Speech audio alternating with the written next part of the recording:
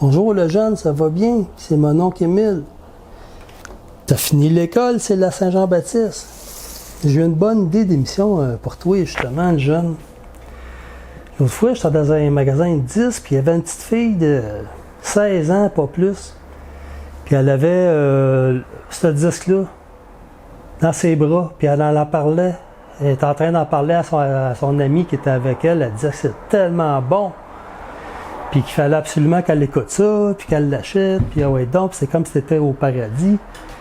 Puis là, je suis allé la voir, je lui ai demandé, est-ce que c'est bon, ce disque-là? Puis elle a dit, ah oui, c'est tellement bon, on dirait qu'on est d'une autre planète, puis tout ça. Puis elle a vraiment aimé ça. Moi, je l'ai déjà, c'est celui-là ici. Je l'ai acheté à peu près 10 fois dans ma vie.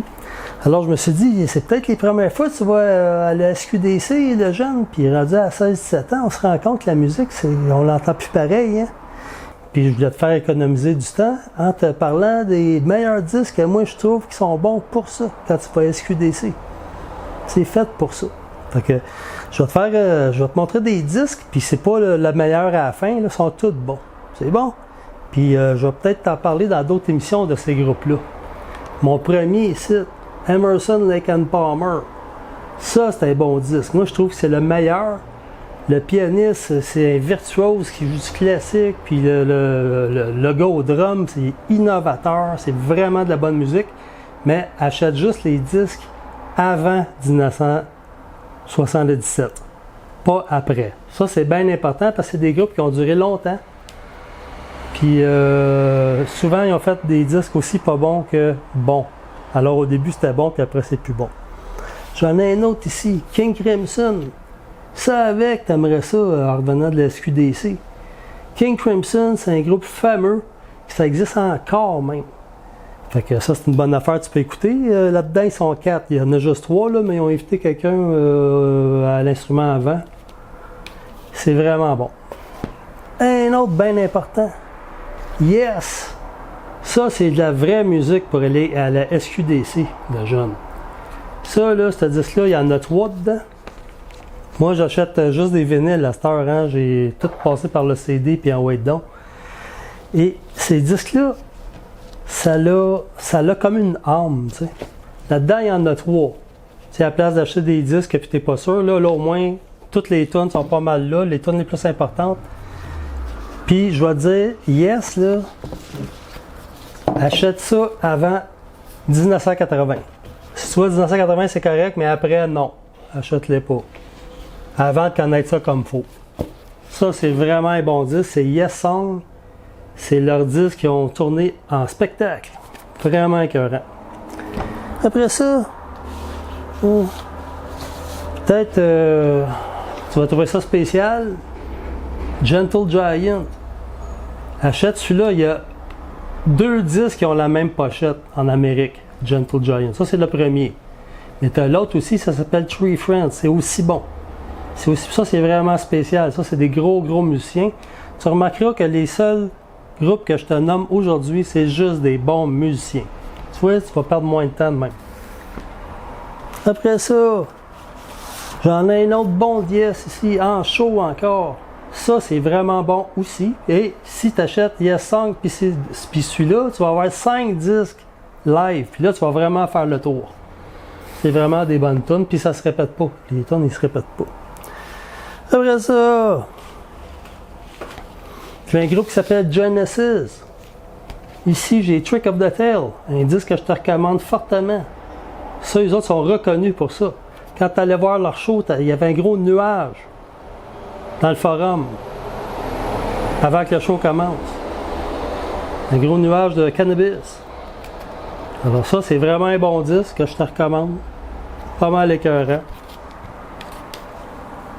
Oublie jamais que les meilleures tunes, c'est des tunes que tu n'aimes pas tout de suite. Faut que tu comprennes le concept. À un moment donné, il y a quelque chose en toi qui dit « Ah, ok, ça », ou tu t'assises à un moment fort, puis là, tu comprends où le groupe veut en venir. On continue ici. Quelque chose de bien intéressant. Je vais te parler de ce disque-là ici. Genesis Seconds Out. Ça, c'est un disque qui a traîné autour de moi toute ma vie. Il était tout le temps sur la table. C'était comme... Il a tout le temps traîné sur la table, puis je l'aimais bien. Ici, j'ai ma copie, ça doit faire 5 fois que je le rachète, ce disque-là. Puis là, il est tout scrappé. Je l'avais acheté usagé, je l'avais acheté pas cher, c'était pour jouer du drum par-dessus.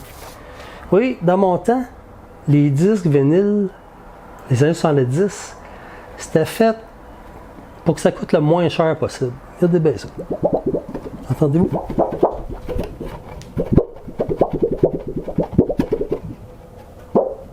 C'est mince, hein? Regardez ça. Puis, vu que c'est mince, ben le son, il est moins bon. Quand on achète des disques européens ou japonais, c'était vraiment la grosse qualité. Tu as des disques, quand tu les échappais par terre, ils cassaient. Mais là, ce qu'ils ont fait, c'est qu'ils ont sorti un nouveau mixage et le disque est à 180 grammes. Ça veut dire qu'il est 2 fois plus épais, minimum. Regardez la différence. Pochette. Là, c'est du gros luxe. Ce disque-là, il a coûté quasiment 90 pièces. Là, il doit être 100. Oups! Là, ça bouge plus. Ça, c'est super épais. C'est une méchante galette. Et ça a été enregistré. Sauf que c'est le disque que le groupe s'est chicané. Et le guitariste il est parti en plein milieu du mixage. Celui qui joue de l'orgue, il était peut-être pas si ami que ça avec le guitariste, fait qu'il a ralenti toute la guitare. Quand la guitare arrive pour jouer, il ralentissait son arrivée dans la musique et il a baissé beaucoup le son. Donc l'autre était bien fâché. Mais dans ce nouveau remixage, on entend la guitare bien comme il faut et au bon temps. Tout est excellent. Et des fois, on dirait c'est parce que c'est en spectacle. La magie de Genesis. Mais sur ce disque-là, ça ressemble. C'est le disque qui ressemble le plus à ce que j'ai vu en spectacle. Comme je vous dis, la vieille version, elle a traîné sur ma table toute ma vie. Je trouvais ça bon, mais le même disque remixé avec la guitare qu'on entend bien clairement de Steve Hackett, c'est le meilleur disque que j'ai jamais entendu de ma vie. C'est écœurant. En tout cas. Ça, ça a été enregistré 2 fois moins vite. C'est une nouvelle technologie. Si vous voulez des détails, juste me le demander en commentaire. Sinon, on en parlera une autre fois. On continue. Après ça, j'ai ce groupe-là, UK. Ça, c'est des musiciens, ça, ces 4-là. Lui, c'est le batteur de Yes et King Crimson. T'as un guitariste, Alan Ellsworth, qui est le meilleur guitariste au monde. T'as le bassman de King Crimson, puis puis Roxy Music, ok. Puis Jobson qui a joué avec Frank Zappa. Ça supposé d'être un disque de King Crimson au départ, mais le guitariste il a décidé de ne pas venir, puis il branlait dans le manche, fait qu'ils l'ont remplacé. C'est le disque de King Crimson qui a le plus d'éléments qui ressemblent à Zappa, ce disque-là ici. Et encore là, ça c'est une version spéciale. Et je vous dirais même que c'est le dernier vrai groupe progressif du rock progressif. Souvent, c'est tout le temps des virtuoses. C'est tout le temps du monde qui savent lire. C'est de la grosse musique. C'est ce qui est le plus imaginatif. Et après ce groupe-là, les nouveaux groupes progressifs qui sont mis à se former, c'est des groupes qui ressemblent à ces groupes-là. Alors qu'eux, c'était les originaux. Et ça, c'est le dernier groupe au style original que je connais. UK. Passer ça, c'est plus des copies. Tu vas écouter un groupe de progressifs, ça va ressembler un petit peu à Gentle Giant, ça va ressembler un petit peu à Yes, ça va ressembler un petit peu à tous ces groupes-là, mais il n'y aura pas d'âme personnelle. C'est ça que je veux dire. Et pour finir ici, on a quelque chose d'un peu plus compliqué. C'est un gars qui s'appelle Frank Zappa. J'en ai un bon ici, Joe's Garage.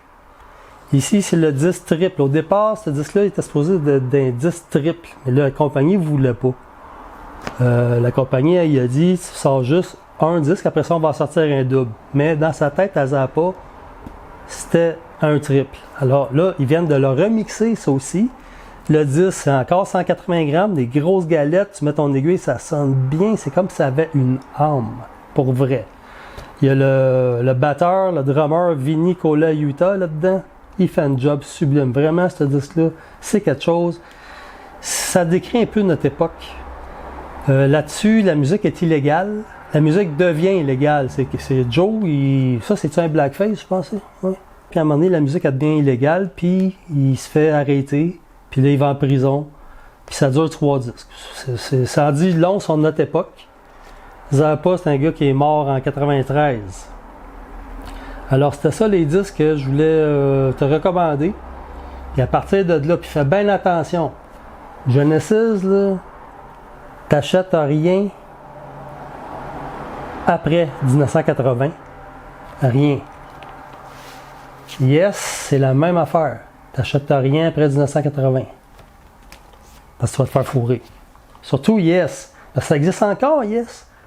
Puis ils sortent encore des albums, mais ils en ont fait tellement, ils ont 80 ans, ces gars-là, maintenant.